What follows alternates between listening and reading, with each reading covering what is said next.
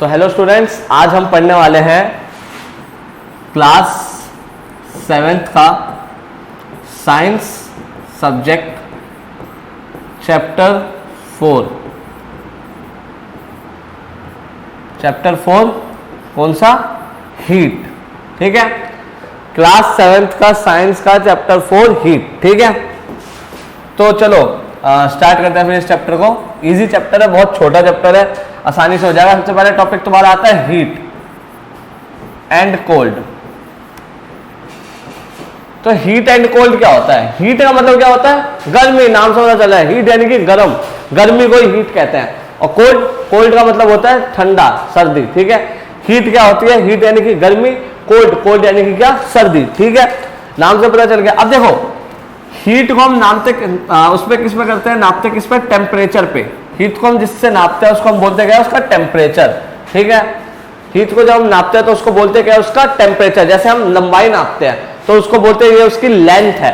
ठीक है, तो वैसे ही जब हीट को नापते हैं तो हम बोलते हैं ये उसका टेम्परेचर है। ठीक है, हीट और कोल्ड दोनों को नापने के लिए हम उसका टेम्परेचर देखते हैं। टेम्परेचर नापा किस में जाता है? ऐसा यूनिट क्या होती है टेम्परेचर की? ऐसा यूनिट क्या है? सेल्सियस। ऐसा यूनिट क्या है? सेल्सियस या फिर सी।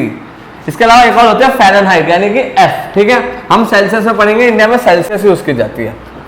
ठीक है, और इसको वो कैसे करते हैं?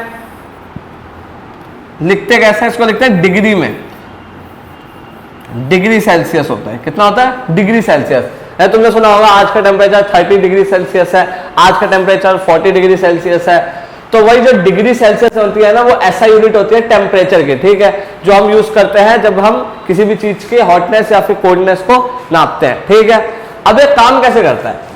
मुझे एक बात बताओ, इस चीज में मैंने देखा है काफी लोगों को कंफ्यूजन होती है, खासकर बच्चों को, कि 30 डिग्री सेल्सियस ज्यादा ठंडा होगा या फिर 4 डिग्री सेल्सियस। इन दोनों में से ज्यादा ठंडा कौन सा होगा? अब बच्चे इसमें कंफ्यूज हो जाते हैं, तो मैं बता देता हूं तुम लोगों को कि जितना टेम्परेचर ऊपर जाता है ना, उतनी गर्मी बढ़ती है। जितना टेम्परेचर ऊपर जाएगा उतनी गर्मी बढ़ेगी। यानी 30 डिग्री सेल्सियस जो होगा ना, वो हीट को दर्शाएगा, वो गर्मी होगी इस टाइम पे। और 4 डिग्री सेल्सियस कोल्ड होगा, यानी कि इस टाइम पे सर्दी होगी। ठीक है, जितना टेम्परेचर कम होगा उतनी ज्यादा सर्दी बढ़ेगी, उतनी ज्यादा ठंड बढ़ेगी। और जितना ज्यादा टेम्परेचर ज्यादा होगा उतनी ज्यादा क्या होगी? गर्मी बढ़ेगी। ठीक है, तो इसमें काफी बच्चे कंफ्यूज हो जाते हैं, इसलिए मैंने इसे बताया। ठीक है, तो इससे तुम ये पता लगा सकते हो कि 50 डिग्री सेल्सियस ज्यादा गर्म होगा या फिर 500 डिग्री सेल्सियस। कौन सा ज्यादा गर्म होगा बताओ? 500 डिग्री सेल्सियस ज्यादा गर्म होगा ऑब्वियसली। ठीक है, क्योंकि उसमें हीट क्या होती है? ज्यादा होती है। ठीक है, जितना ज्यादा नंबर है इससे, तो इसमें ज्यादा क्या होगी? गर्मी होगी। ठीक है, ओके, तो ठीक है, इतना समझ आ गया होगा। अब देखो, इसीलिए तुमने देखा होगा गर्मियों के टाइम पे जो एवरेज टेम्परेचर रहता है वो कितना रहता है? 35 से लेके 45 अप्रॉक्स, मान लो 30 to 45 डिग्री सेल्सियस कितना होता है हमारा? ये होता है हमारा गर्मियों का टेम्परेचर। ठीक है, और सर्दियों में यही टेम्परेचर तुम्हारा 20 डिग्री से, दिल्ली की बात करो, 20 डिग्री से तुम्हारा कहां तक रहता है? कभी कभी 2-3 डिग्री सेल्सियस भी चला जाता है। दिल्ली में गर्मियों में 45, 48, 47, 49 डिग्री सेल्सियस भी जा चुका है। सिमिलरली सर्दियों में 2 डिग्री तक जा चुका है दिल्ली का टेम्परेचर सर्दियों के टाइम पे। ठीक है, यही तुम और नॉर्दर्न साइड में चले जाओ, ठीक है, जम्मू कश्मीर में या फिर पहाड़ों की साइड चले जाओ, ठीक है, हिमालयास की साइड, तो ये टेम्परेचर माइनस में भी चला जाता है काफी बार। ठीक है, माइनस में सर्दी ज्यादा होती है। ओके, तो heat and cold I guess तुम्हें समझ में आ गया होगा कि हीट और कोल्ड आखिर में होते क्या है। ठीक है, अब हम टेम्परेचर को नापते किससे हैं?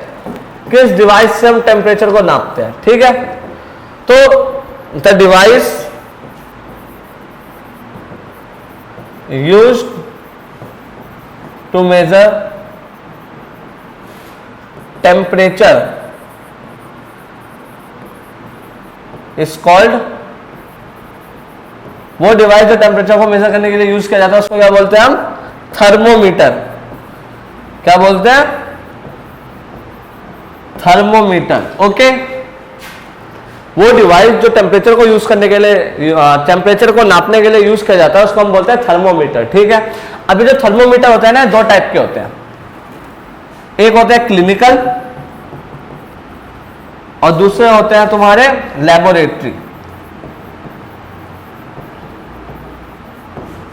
क्लिनिकल थर्मोमीटर क्या होता है? जो बॉडी टेम्परेचर को नापने के लिए यूज किया जाता है, जो तुमने डॉक्टर्स के पास देखा होगा, डॉक्टर के पास जब तुम्हें बुखार हो जाता है या फिर सर्दी हो जाती है तो तुमने देखा होगा डॉक्टर तुम्हारे मुंह में बोलते हैं थर्मोमीटर देता है, कहते हैं इसको मुंह में रखो और इस पे तुम अपना टेम्परेचर आ सकता है। इसमें भी दो टाइप के होते हैं, क्लिनिकल थर्मोमीटर भी दो टाइप के होते हैं, एक होता है डिजिटल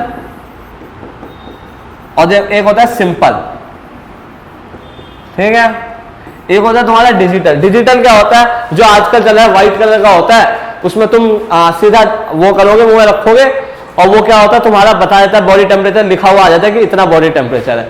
दूसरा होता है सिंपल, जो पहले के टाइम पे यूज किया जाता था, जो कुछ ऐसा करके दिखता था।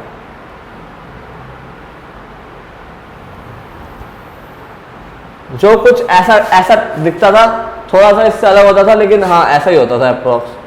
इसके बीच में एक ऐसे लाइन लगी होती थी और इस पे टेम्परेचर लिखा होता था अलग अलग, जैसे 35 से शुरू होता था, 35 डिग्री सेल्सियस, 36 डिग्री सेल्सियस, ऐसे करके टेम्परेचर लिखा होता था।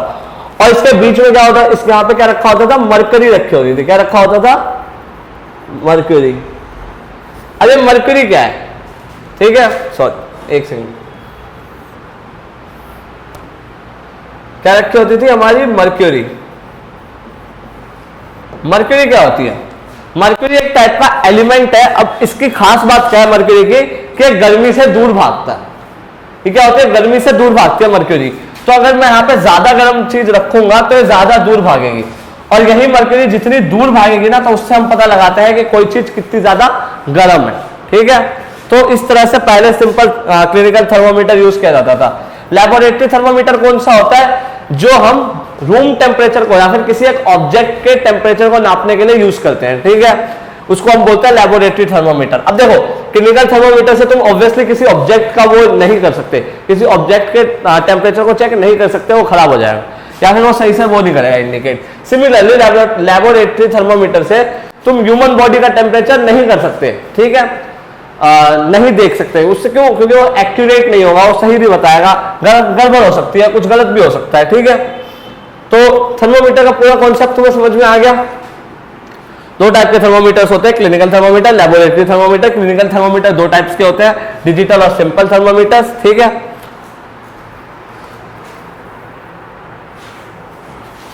ओके, चलो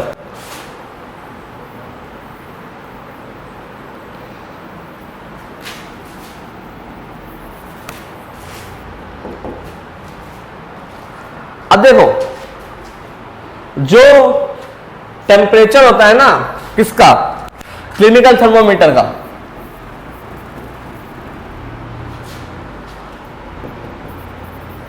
क्लिनिकल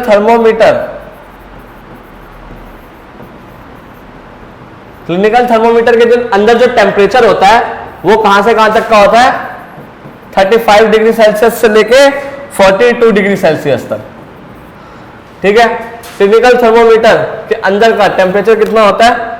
35 डिग्री सेल्सियस से लेके 42 डिग्री सेल्सियस तक। अब तुम सोचोगे सर डॉक्टर तो हमें कितनी बार बोलते हैं हमारी बॉडी का टेम्परेचर 100 है, 108, 111 है, 102 है, ऐसे है, तो वो फ़ारेनहाइट होती है। फ़ारेनहाइट ज्यादा होता है सेल्सियस से। ठीक है, फ़ारेनहाइट सेल्सियस से क्या होगा? हमेशा ज्यादा होगा। ओके,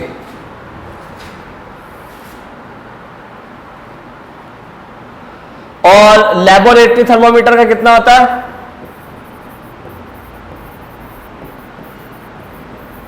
लैबोरेटरी थर्मोमीटर का टेम्परेचर कितना होता है? लैबोरेटरी थर्मोमीटर जो होता है उसका टेम्परेचर होता है तुम्हारा -10 डिग्री सेल्सियस से लेके 110 डिग्री सेल्सियस तक। -10 से लेके 110 डिग्री सेल्सियस तक, 110 डिग्री सेल्सियस तक तुम्हारा क्या होता है? लैबोरेटरी थर्मोमीटर का टेम्परेचर। तो वो इंडिकेट करके हमें बता सकता है। ठीक है, ओके, ठीक है, ये लिख लो। अब देखो, कुछ प्रिकॉशंस होते हैं जो तुम्हें यूज करते हुए ध्यान देने चाहिए। जैसे कि अगर तुम क्लिनिकल थर्मोमीटर यूज कर रहे हो तो तुम्हें उसकी प्लेसमेंट सही होनी चाहिए।